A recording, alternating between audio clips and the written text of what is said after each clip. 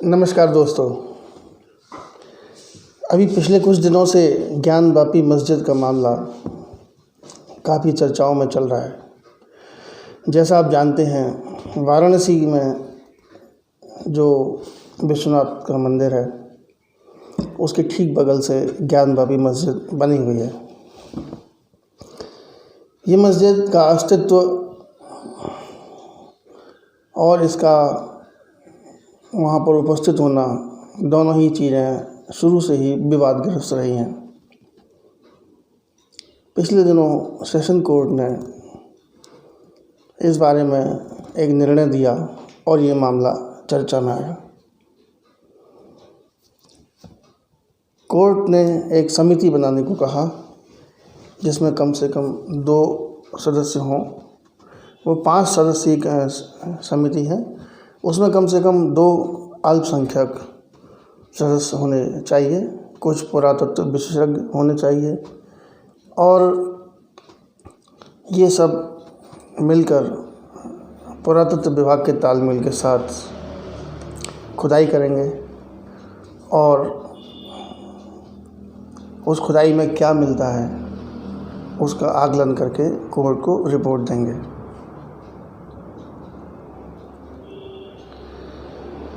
इससे देश में कुछ इस तरह का माहौल बना कि राम मंदिर की तरह अब ये मामला भी जल्दी ही सुलझ जाएगा और जो भी सच है वो सामने आएगा।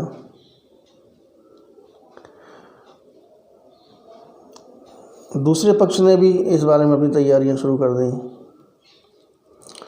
तो दोस्तों, मेरा विचार ये है कि इस मामले में अभी ज़्यादा जल्दबाजी से काम ना लिया जाए, अति सशंकित भी ना हो जाएं और अति उत्साहित भी ना हो जाएं तो ज़्यादा ठीक होगा। क्योंकि ये मामला, जिस मामले के तहत अभी ये निर्णय आया है, ये भी लंबे समय से ही चला आ रहा है। दूसरी बात, जो दूसरा पक्ष है, क्या इस मामले को सहजता से साकार होने देगा? मेरा अनुमान है बिल्कुल नहीं। निश्चित रूप से इस पर विवाद होंगे, राजनीति खेली जाएगी और इस मामले को लपेटने की कोशिश की जाएगी। अभी तो ये सेशन कोर्ट का मामला है, धीरे धीरे इसको डिस्प्यूट को अलग अलग तरह से हाई कोर्ट में लटकाया जाएगा, बाद में सुप्रीम कोर्ट तक भी बात जाएगी। मामला जिसके भी अनुकूल आएगा वो खुश होगा, जिसके अनुकूल नहीं आएगा वो कोर्ट के आदेश की भी अवहेलना करेगा। और जिस तरह राम मंदिर के केस में हुआ, बाद में कुंठा CAA आंदोलन के रूप में निकाली गई, इसी तरह से आगे चल के अगर ये फैसला हिंदुओं के पक्ष में आ भी जाता है, इसको लागू कराना सरकारों के लिए बहुत टेढ़ी खीर होगी, क्योंकि सामाजिक रूप से इतना संघर्ष पैदा किया जाएगा कि देश में गृह युद्ध जैसी स्थिति हो सकती है।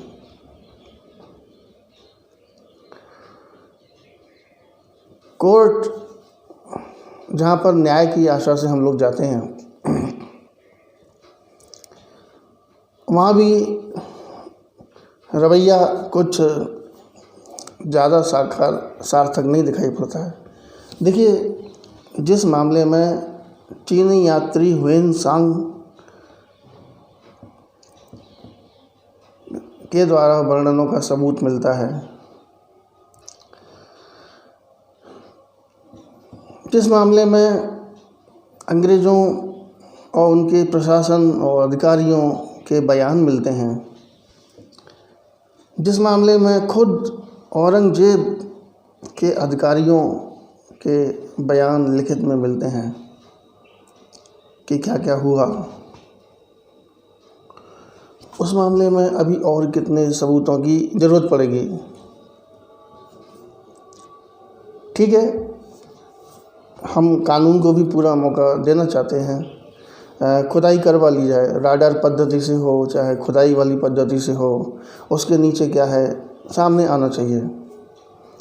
जिसके भी फेवर में आएगा मैंने कहा कि सबसे बड़ा सवाल यही है कि जिसके भी फेवर में आएगा उसको लागू करना किस हद तक अनुकूल रहेगा, किस सरकार की ताकत होगी कि उसको लागू करवा पाए। क्योंकि राम मंदिर का निर्माण को स्वीकार कर पाना दूसरे पक्ष के लिए इतना आसान नहीं है। बाबरी मस्जिद के जाने से बौखलाए हुए लोग ज्ञान बाबी मस्जिद के जाने के बाद शांत रहेंगे, इसकी क्या गारंटी है। और फिर ये भी तय है कि अगर कि जितना भी समय लगे, जब भी डिसीजन आए, अगर ये निर्णय हिंदू पक्ष के समर्थन में चला जाता है तो इनका भी हौसला बढ़ जाएगा और वही होगा जिसकी सांप्रदायिक सौहार्द के पक्षधरों के मन में आशंका है। क्योंकि पहले राम मंदिर को हमने लेना चाहा, अब काशी फिर मथुरा का भी नंबर आएगा।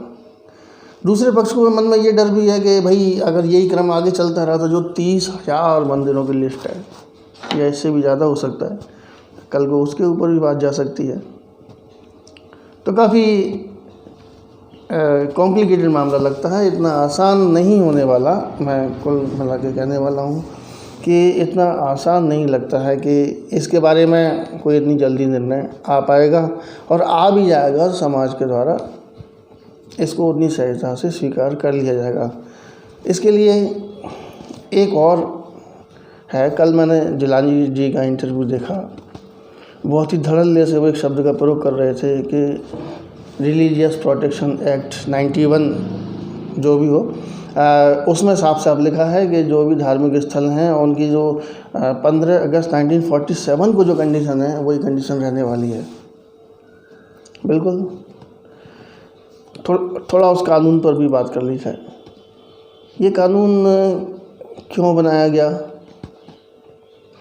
बिल्कुल ही बहुत ही ऊंचे स्पिरिचुअल लेवल पर सोचें तो हो सकता है सरकार ने सोचा होगा, तत्कालीन सरकार उन्होंने सोचा होगा कि डिस्प्यूट्स आगे ना बढ़ें और एक सांप्रदायिक तालमेल सौहार्द बना रहे, इसलिए ऐसा एक कानून बना देते हैं कि धार्मिक स्थलों के वर्तमान अस्तित्व में कोई भी छेड़छाड़ नहीं की जाएगी।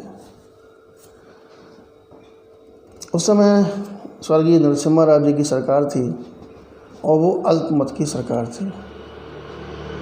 किस दल की सरकार थी ये आप जानते हैं, उसका इतिहास ही शुरू से अपीजमेंट का रहा, संतुष्टिकरण का रहा, अपनी सत्ता में बंधे रहने के लिए। और अल्पमत की थी, उसे बहुमत में आने के लिए माहौल चाहिए था। तो इसमें भी तुष्टिकरण तो नहीं छुपा हुआ है, ये आगे आने वाला वक्त अपने आप बताएगा। दोस्तों, मैं आपसे बताना चाहता हूँ कि सत्य कितना भी छुपाया जाए, क्योंकि अभी ये तय है कि इसमें जो भी है, तो जिलानी जी उसके बारे में कह रहे थे और उसका ज़ोर ज़ोर से उल्लेख कर रहे थे कि लोकसभा द्वारा पास किया गया, सरकार के द्वारा पास किया गया बिल है और उसी के तहत इसके बारे में कोई डिस्प्यूट नहीं होना चाहिए, और कोई इशू उठता भी है तो वो अब संवैधानिक है।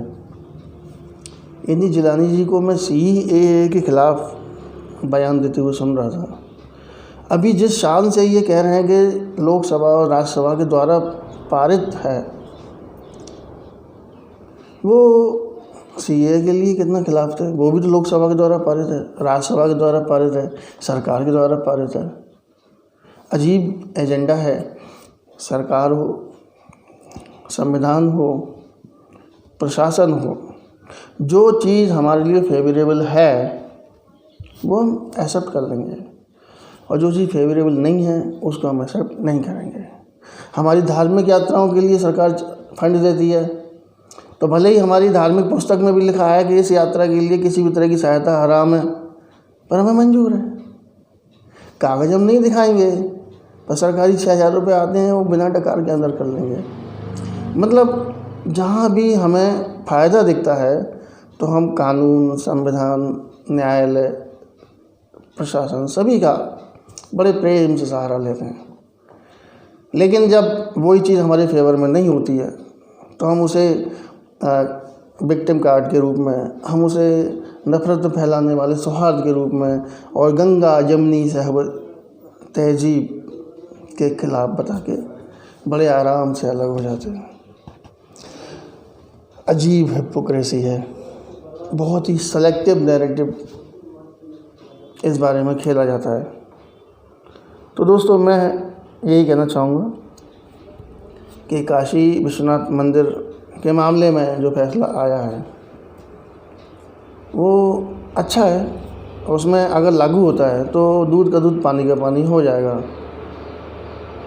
तो ऐतिहासिक समय से मिले हुए रिटन जो सबूत हैं विदेशी पक्षों के जो है और खुद मुस्लिम पक्षों के द्वारा लिखे गए और खुद अंग्रेज़ों के द्वारा प्रस्तुत किए गए जो अकाट डॉक्यूमेंटेड सबूत हैं, वो अगर काफ़ी नहीं हो पा रहे हैं तो चलिए ये सबूत भी सामने आया जाता है,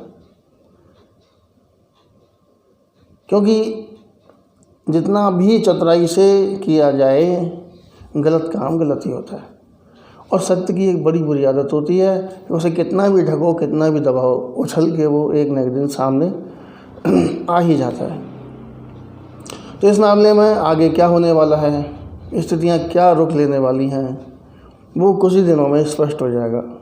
जहाँ तक मेरा अनुमान है, इस मामले को भी इसी तरह से उलझाने की कोशिश की जाएगी, लटकाने की कोशिश की जाएगी और अलग अलग लेवल पर न्यायालयों में जाने के बाद अगर उसके बाद भी सूटेबल हमारा फैसला नहीं आता तो मुझे पूरा आशंका है, जैसा अभी तक होता आया, कि इसको सामाजिक विद्वेष के रूप में एक गृह युद्ध जैसी स्थिति बनाने के लेवल तक भी कुछ लोग जा सकते हैं।